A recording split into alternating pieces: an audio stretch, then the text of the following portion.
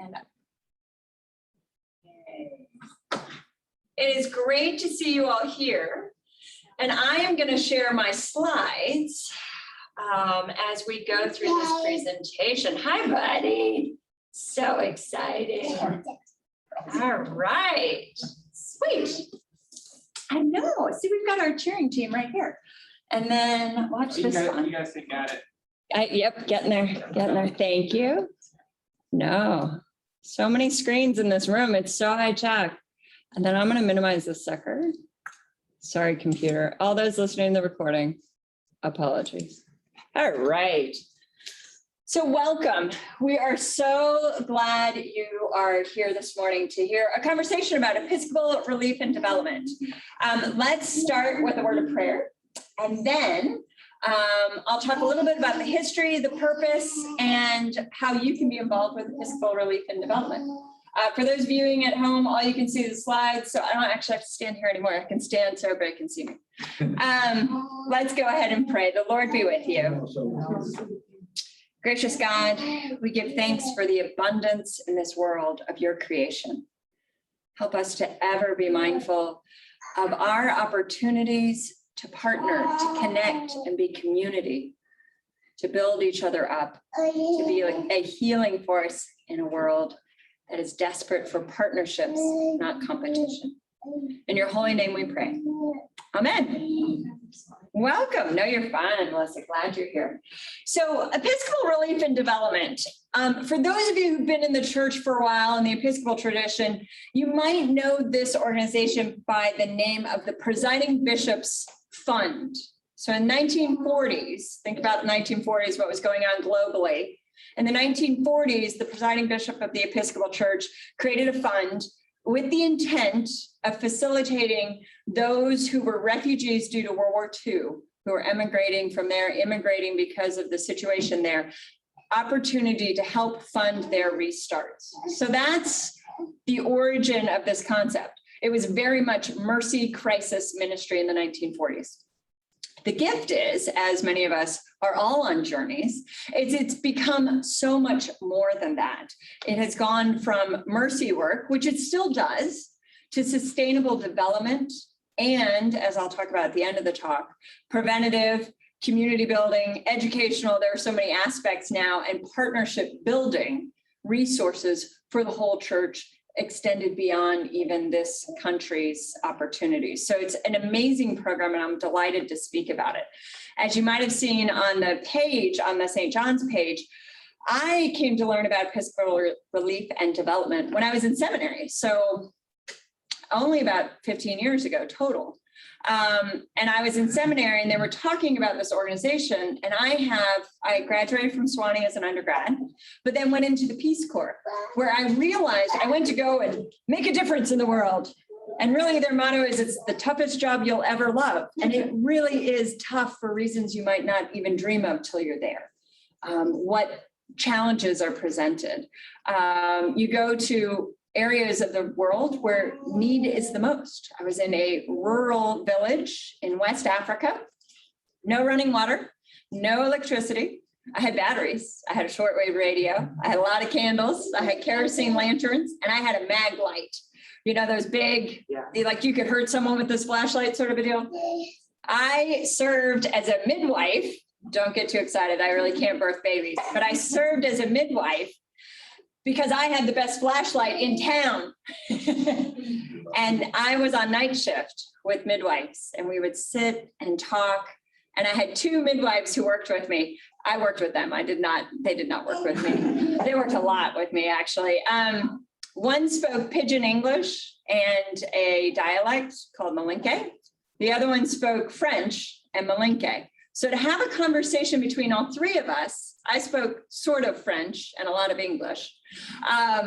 To have a conversation where all three of us could understand, you had to wait for translation, and you had to speak intentionally.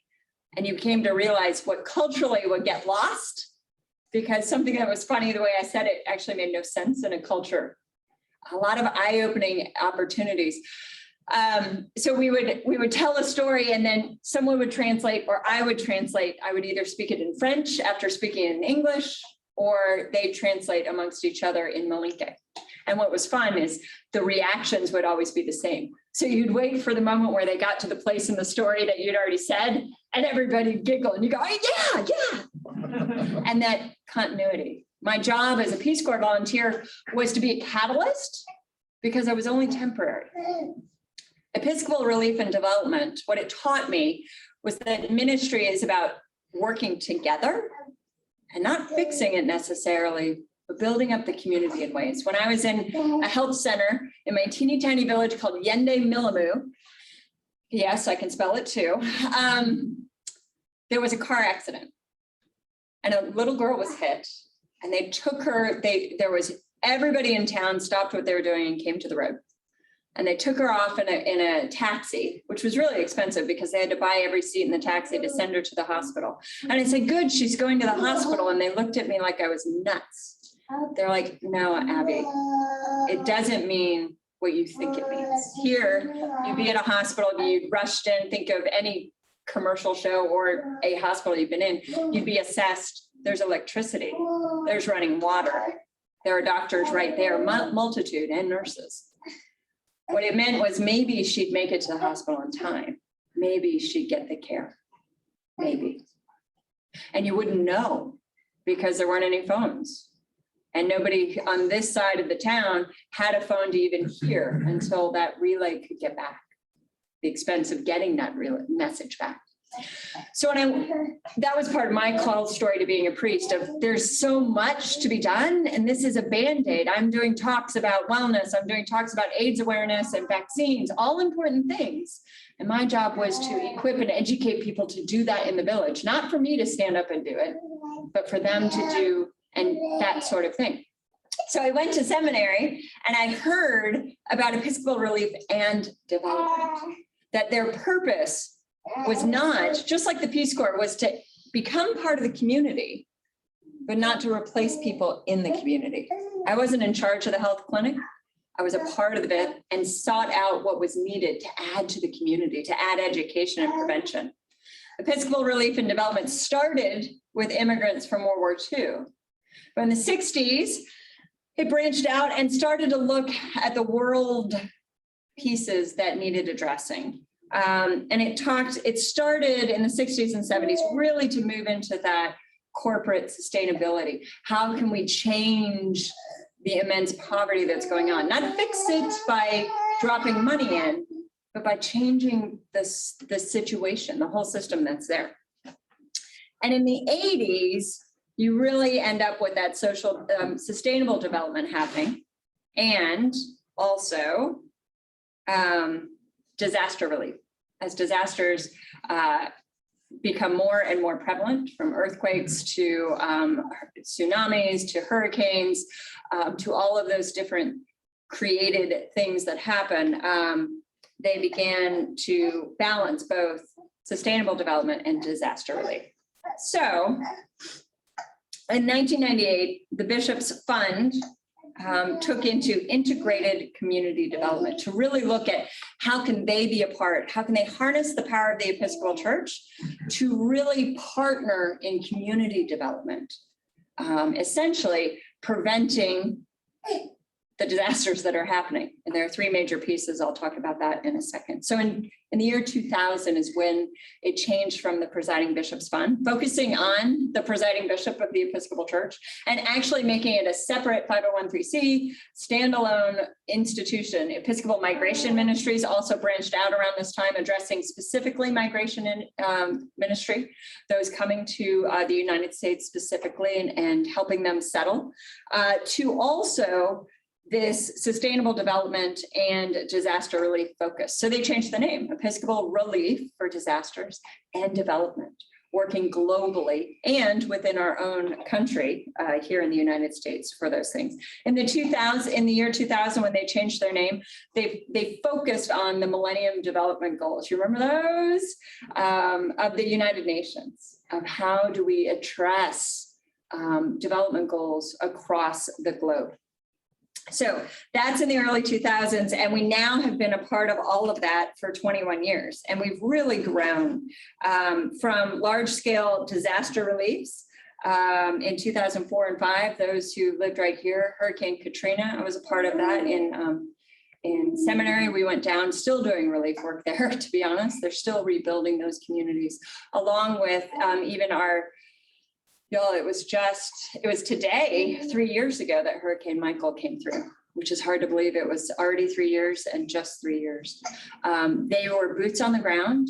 Episcopal Relief and Development was immediately connected with the Bishop of Central Gulf Coast, with all of the clergy there, the parishes that were there, along with they called us here in Tallahassee to check on, because we were on the eastern side. We lost power, but only for 24 hours, I think. We'd already figured out how to trim our trees from Hurricane Hermine 2 years ago, 2 years before that. And because we knew them and they knew us, they called and said, we can't get to the eastern side of our diocese. Can you get there from your side?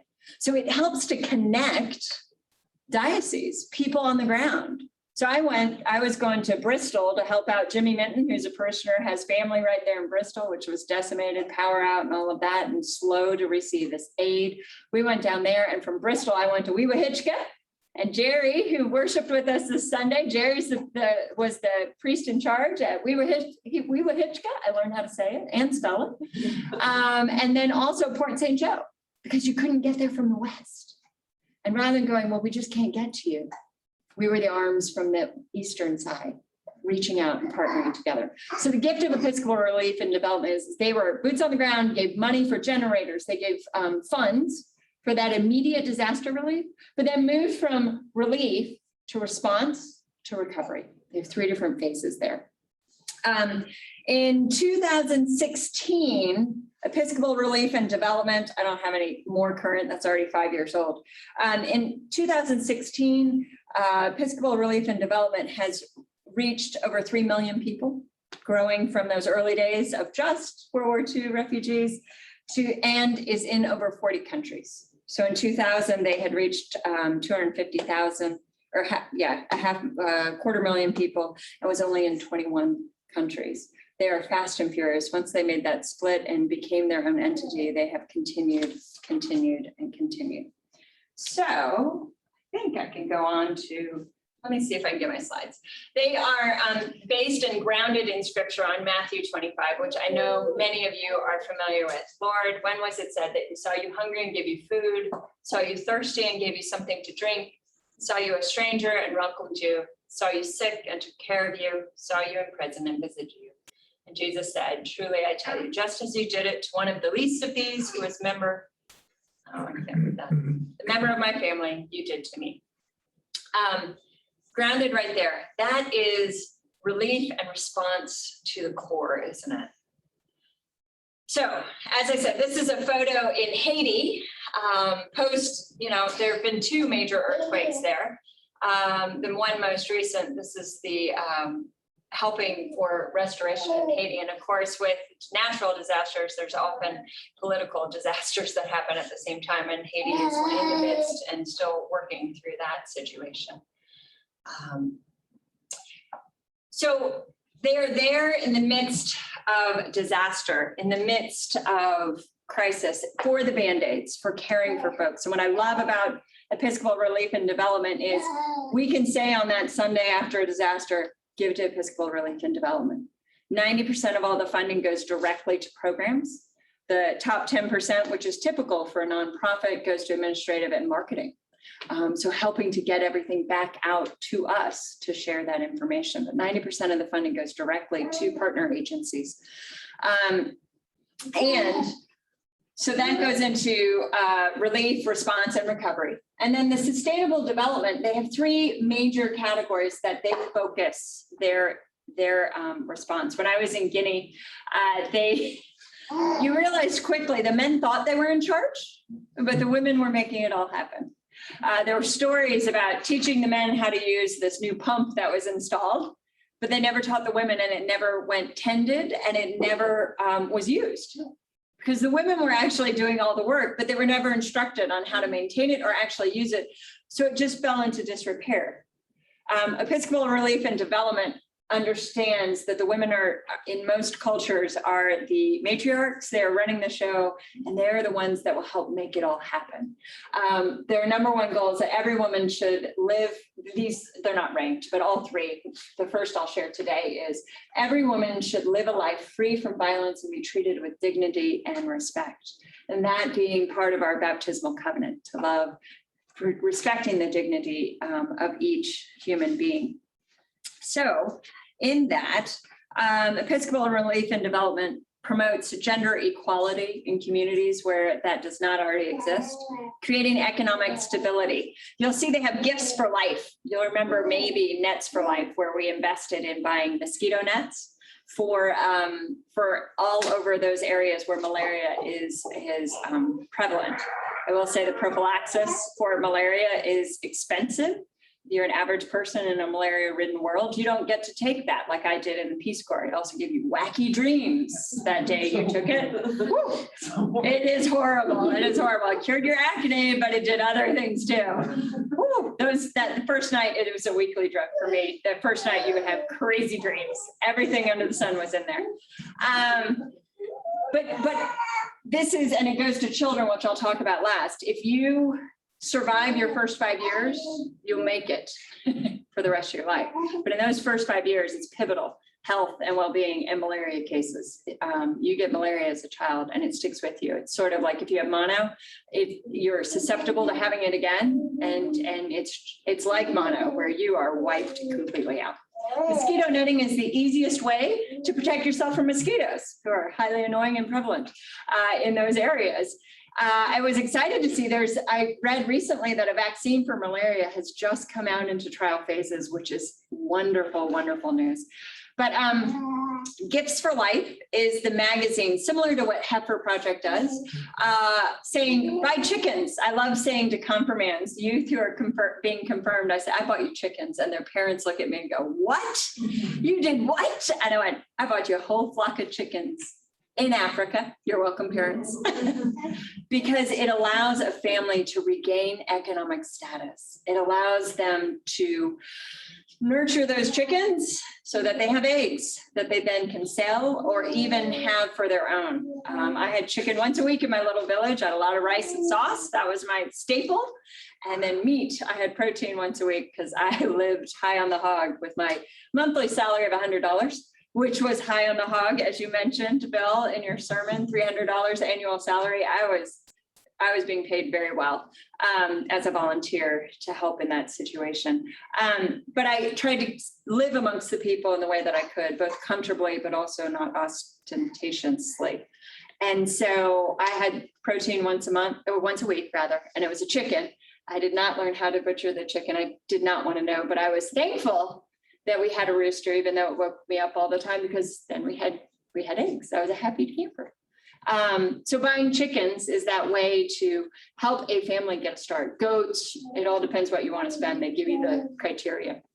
So Gifts of Life, creating economic stability, cultivating women's leaders. One of the things that Episcopal Relief and Development does is they have pilgrimages where you actually see the results of investing in a community, from partnerships, of teaching about what are the best agricultural practices and seeing them flourish. And I did go on a pilgrimage to Ghana. I'll tell you about in a little bit more. And we were able to see these flourishing communities because they were gifted, the goats and the sheep, and provided the opportunity, the dignity for a family to provide education for their children. Because while education is free, we all know education isn't free. You have to clothe your child, you have to feed your child, you have to get your child to and fro, which means that they're not helping in the fields.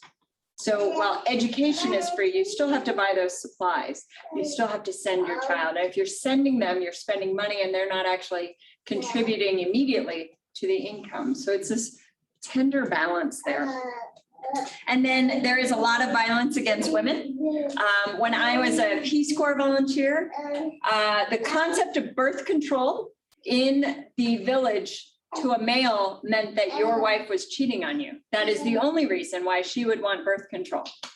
And they couldn't understand that it was for maternal health, because you got pregnant again so quickly that you weren't able to actually tend for the one child until it was able to survive on its own. So there's a lot of violence and misunderstanding and abuse in many of the communities that Episcopal Relief and Development is in. The second area that I'm going to talk about is climate. I'm going to skip children and come back to children, don't worry. The second area I'm going to talk about is about climate.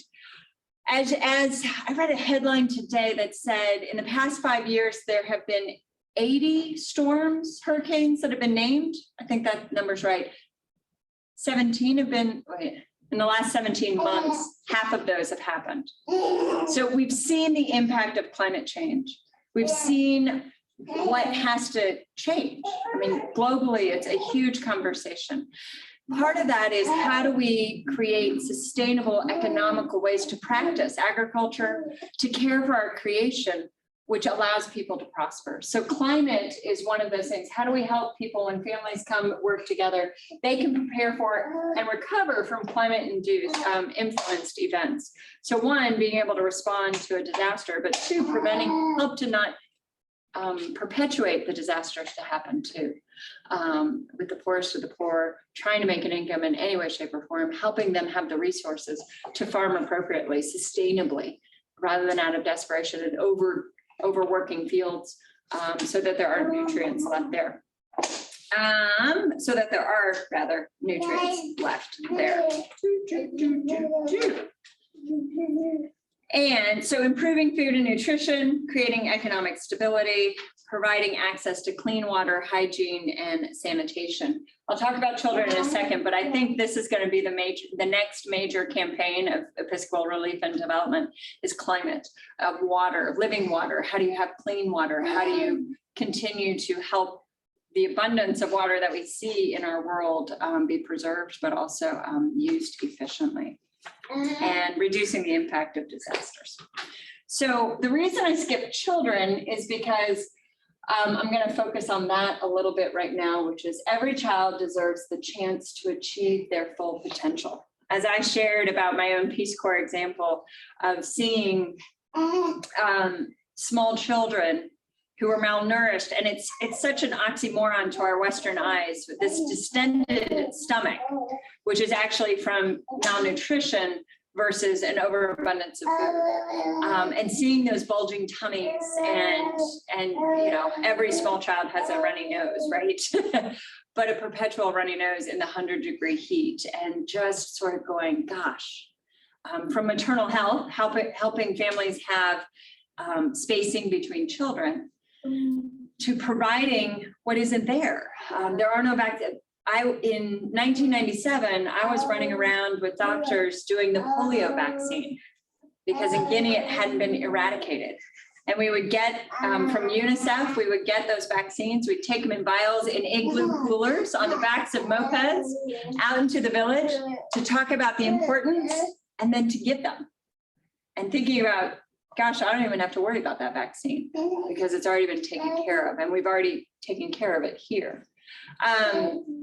If a child doesn't survive those malaria episodes, which will happen in those areas of the world by 5, or however they survive it by 5, it's so influential in those first 1,000 days. I quoted it wrong. I get my numbers mixed up. So I said it was 10,000 days, but you know, those are important years too. In the first 1,000 days of a child's life, those of you who are parents, you know, everything matters when foods are introduced, vitamins. My mom, we hated these fluoride pills we had to take as kids because there wasn't enough fluoride in our water. Melissa knows because we were overseas and we ate fluoride pills, which prevented my teeth from doing whatever would happen. And I'm thankful now, but I didn't understand what a gift that was. And then it was provided for me.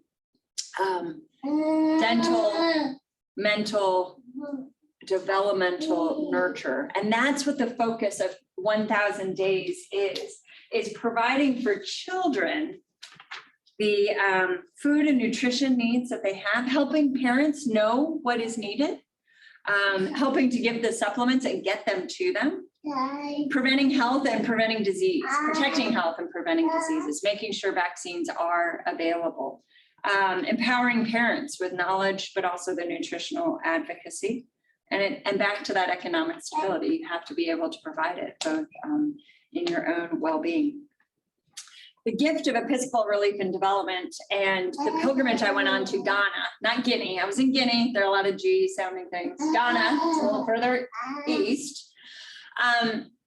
We learned about, we went up country and the coast, you have a lot of development going on. It's a big city, right? Just like in the United States, New York City, Jacksonville, big cities, right? And then you head out from that big city and you find less resources. We went way up country and we learned about a water program. And this is what I love about Episcopal Relief and Development is they partnered in a city where water was scarce. They didn't have a lot of, in that space, it's an Anglican church because it's Church of England, wherever the Church of England went, therefore Anglican churches happened. And then they became their independent churches. The Episcopal Church happened. The Anglican church in Ghana occurred. So we went up country and there wasn't a big Anglican church there, but there was a need for water. So Episcopal Relief and Development partnered with the bishop in Ghana and the small Anglican church and the mosque in the community, because clean water isn't religious. Clean water is a common need and resource. So because the trusted voices in the community were the faith leaders, and in the north it was predominantly Muslim, partnering within those faith communities, they were able to implement clean water processes, wash your hands. I learned how to sing in Peace Corps, wash your hands with soap to the tune of London Bridge is Falling Down. Wash your hands with soap or you will fall sick. To help children get into that practice, something we take for granted no longer ever again in our lives, right? So much so, but a practice that isn't common because water isn't common. And they partnered in Ghana, they partnered with the community to create it, even though it wasn't our churches doing this. So the gift of Episcopal Relief and Development is they go to where the need is, partner with the agencies that can implement the change, which is, again, what I love, because it's about giving the skills to those partners to make it happen. And they are the ones who perpetuate it. It's similar to what we did with Living Waters in Cuba, empowering, helping to build the cisterns for water purification, but empowering those on the ground to perpetuate that system. So the children's program is right there. And then, as I said, 1,000 Days of Love. It's the most important days of a child's life for flourishing. You can find this, if you Google search 1,000 Days of Love, you're going to find all the information, all about the program. We are about halfway through, and they have raised, their goal is 5 million, and they've raised, I think they're right at really close to 3 million. So they're excited about that. The presiding bishop has a great video, which I'm not going to show you because I'm rambling too much today. He's going to try to talk on my screen. Sorry. It's a great video. But what I want to show you is Episcopal Relief and Development hasn't stopped there. As I told you, it's actually continued to develop on its own. From the Nets for Life campaign that preceded 1,000 Days of Love to what does it want to be? It is the outreach arm for disaster relief and development for the Episcopal Church, but it realized there's a lot of work to do here on the ground also. So it has continued in developing of who it is. And as I mentioned, it has done pilgrimages, which have multitude of sort of goals. One is to allow people to see the programs in action. And in the digital world we live in now, there's so much you can share just online with videos and with imagery. But two, building those partnerships on the ground with people to people connecting. So there have been pilgrimages. As I told you, I went to Ghana and I was with a group of educators. I was a priest here at St. John's. I was the oddball in the group, but I had worked in Episcopal schools before. And I went with a bunch of chaplains and teachers who were looking to partner with schools. So Ghana is one of those countries that was colonized, and the Brits left, they decolonized, but left a lot of infrastructure. Guinea, when the French left, they said, get out. Don't just get out now, which meant rather than a progressive detraction and growing infrastructure as they left, they just left, which is what Guinea wanted. But there were no roads. There still wasn't the infrastructure that often colonialism helped as they departed. In Ghana, you have far more of that infrastructure. And this pilgrimage I took 4 years ago was with educators learning about schools. So we had these wonderful schoolgirls and boys who did traditional dances for us. I have a couple of videos. It was astounding and marvelous and wonderful and so full of joy, as Father Bill spoke about, the joy of being together and sharing what you have. Sometimes we encounter and go, I don't have anything. And the gift of the illustration of we all have gifts and talents to share, and the gift of claiming what's there and in your space to do. So this is one of the schoolgirls dancing on the right-hand side for those of you who are online. In the center, if you have read the book Homegoing by Yagazi, it came out 2-3 years ago. Reverend Kathy led a book study on it. It's an amazing book, but it starts with 2 different family strands and it tells it through generations. It starts at Elmira Castle, and it's called a castle because it was a port castle, which essentially was where Ghana and Liverpool and Jamestown were the 3 largest slave trading ports in the entire globe.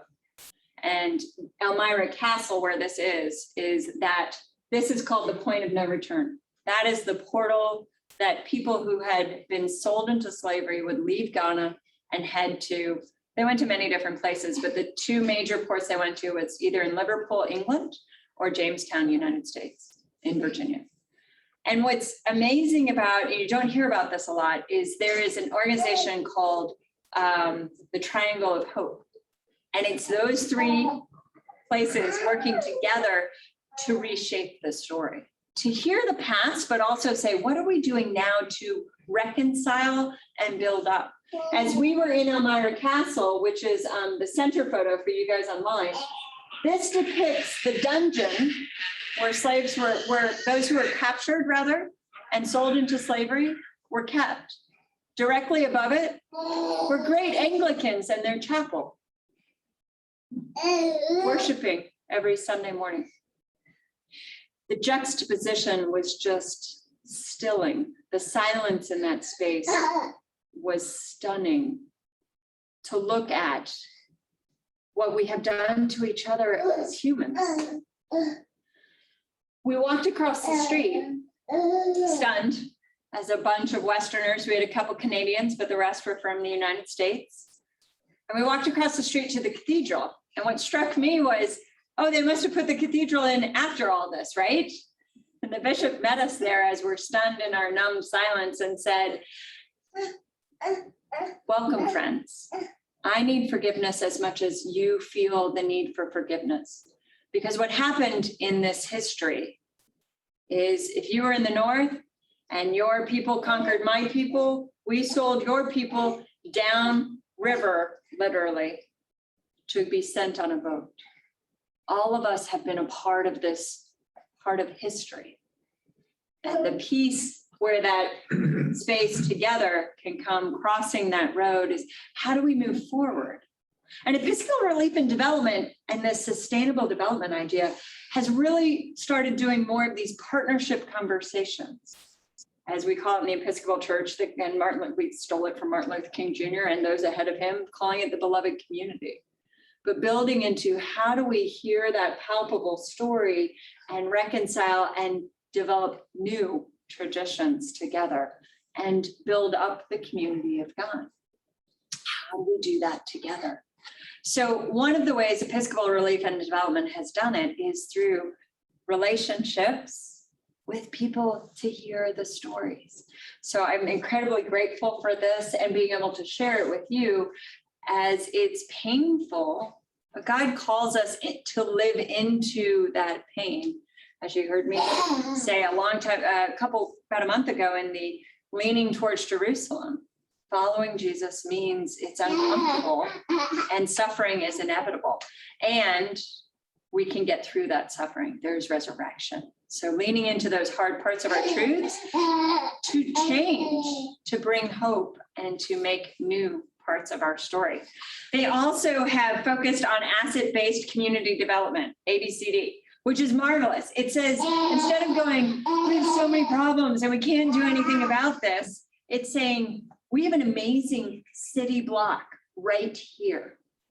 What can we do with a place like Alfred Hall that is open to the community? Well, we have the community chorus that comes in. We have a cafe, we feed people. We have opportunities for forums, for discussions. We have a beautiful space for worship where music concerts happen and people come to speak about faith after doubt. What do you use that you have already to benefit the community rather than saying, we don't have that. That takes too much money. They've also focused on how then can you volunteer, specifically in disaster relief. How can you train to be a chaplain, to be boots on the ground in disasters, to how can you assist with sustainable development? They do trainings and things like that. And then there are educational opportunities. You'll see in our children's and youth ministry curriculum, we'll insert it in there. We do forums like this to talk about what is the reality. You know, are mosquitoes still a problem? I was on a conversation. I'm on the advisory council for the 1,000 Days of Love. You think I'd learn the name better. And I mentioned, I said, I love Rita the mosquito. And they all groaned. I was like, it still teaches because it's a child's coloring book about mosquitoes and malaria. We don't have malaria here. So to understand that at a children's level is one of the goals Episcopal Relief and Development has. So the children, starting at a young age, you can understand the world is so much bigger than right here. And we are to be concerned and interactive with it. And then it's those continuing those partnerships in countries specifically, which are closed to others. When Burma, is it Burma now? What's it? No, it's Malaysia. Yes, thank you. Malaysia was having they had a huge tsunami that hit on Christmas and nobody else could get in. The Red Cross wasn't allowed to work in, but there was already Anglican churches there. And so they could, Episcopal Relief and Development could already work with the agencies that were there and funnel money in to be effective to those who needed it the most at that point in time. So they now have grown, as you might understand, being its own separate entity, it's become what it is. So this is my group of pilgrims who were with me on this pilgrimage, along with a bunch of teachers from one of the final schools we were at in Ghana, down on the coast in Accra. And much like any photo of rounding up cats, everybody's looking every which way. I'm in the back. I'm that white person in the back corner. When I was in the Peace Corps, I wasn't married then, and my maiden name is White. And so the hilarious thing was people go, what's your name? And I go, it's Abby White. And they're like, no, it's not. I go, no, it really is my name. And yes, I know 17 words that say you are white, because that's culturally what they did in my village. They were like, white person. I was like, yeah, that's me. But the gift of cultural differences.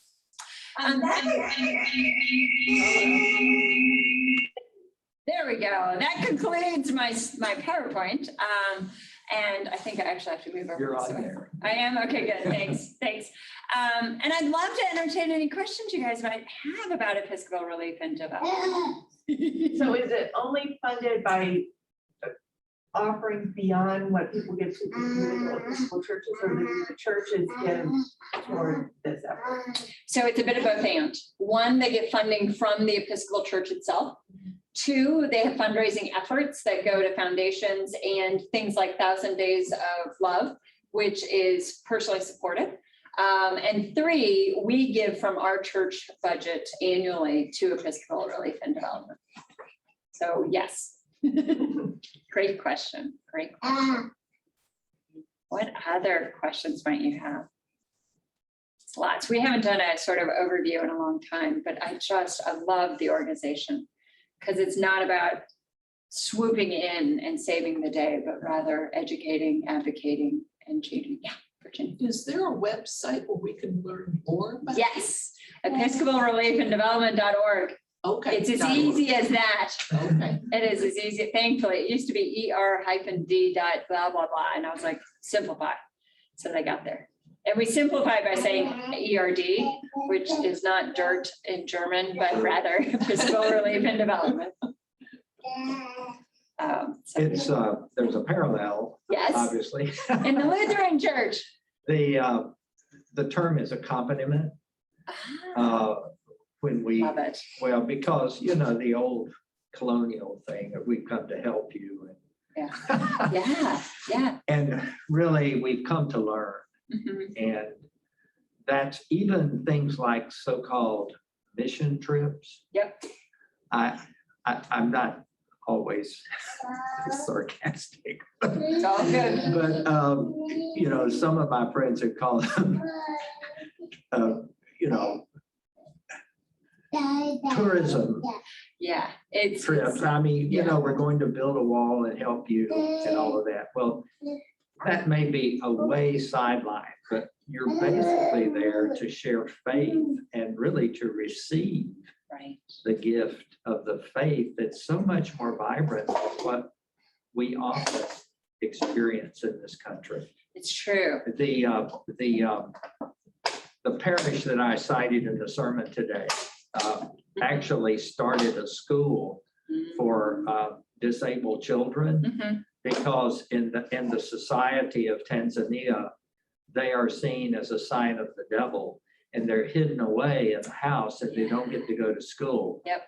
And the beauty is that that school had the highest test scores of any school in the whole country. Mhm, It mhm, was an elementary school. mhm. And so when we would visit it at different times, Yeah. we would just take little gifts for the kids, Right. like the little windmills that you can blow on Yeah. a stick and other very simple things. And we would put them on a table in the cafeteria. Yeah.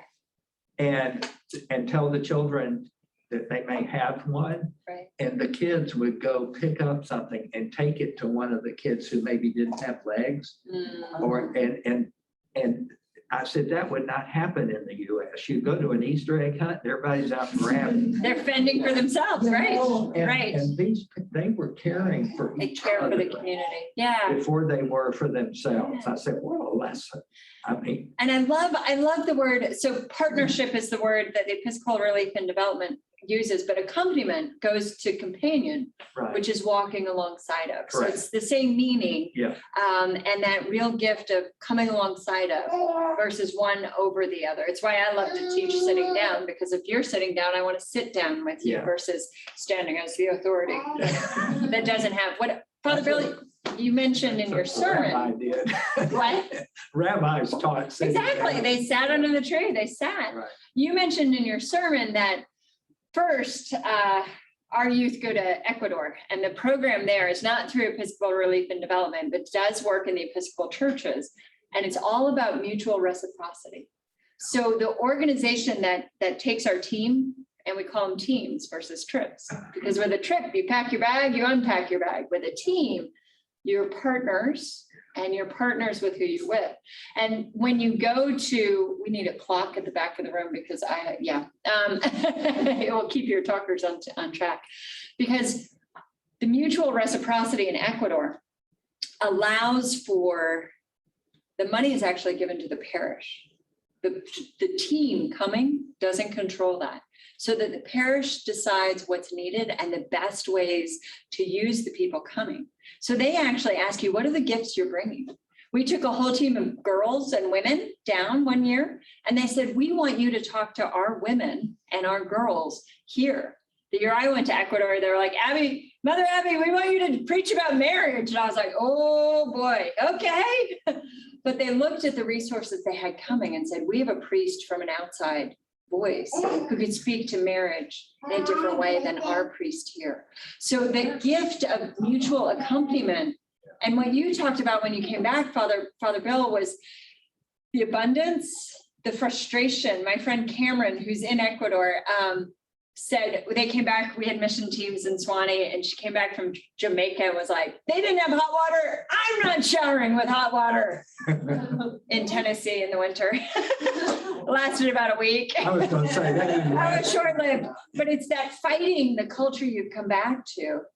But inevitably you fight, you flight, what are you choosing to do, but where will you bear fruit? And that's what accompaniment and partnership is about. I'm embarrassed to say I have not kept up the relationships as some have on the mission team to Cuba that I went on, and that gift of conversing, the gift that technology is getting to the rural areas, and that one can instant message through Facebook with Cuba now, limited, but opportunities. So that accompaniment, and how do you bear fruit from this? This pilgrimage that I took was very much a touristy trip with a lot of great folks, and unpacking it, it's allowed me to teach and share and tell the story. My parents said when I told them I was going in the Peace Corps, I was like, I'm going into the Peace Corps, Mom and Dad. My mom said, I'd rather go to seminary than there. And I said, I could do both, Mom. Just took 10 more years to go to seminary. Thank you, Father Bell. Bless her heart. She doesn't watch these. I'm good. Any other questions? Thank you all. I know you went over. I hope it was worthwhile for you. Next week is the 17th, and Chris, our seminarian, we pray for him every week, Chris Schwenk, will be here. He'll be leading the forum. I don't remember. Oh, he's talking about what happens once you go to college and the in-between. Sabrina knows this well. How do you keep them in the church? Shannon's daughter has done the Episcopal Service Corps, is continuing in ministry and call and vocation.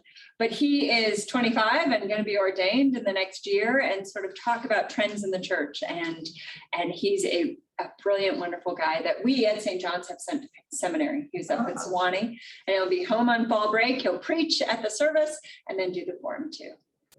Thanks all. You can stop recording. Thank you.